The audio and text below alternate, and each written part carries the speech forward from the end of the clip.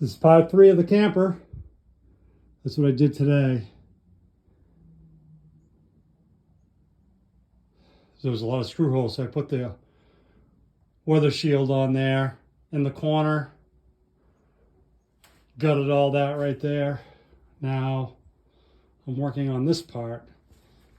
I got a beam going across here to get the roof level, somewhat level, down to a hand jack, so I can start fixing all of this rot and all of that rot.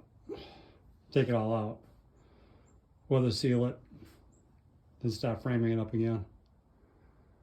A lot of work. I didn't think it'd be this much work. It's a lot of work,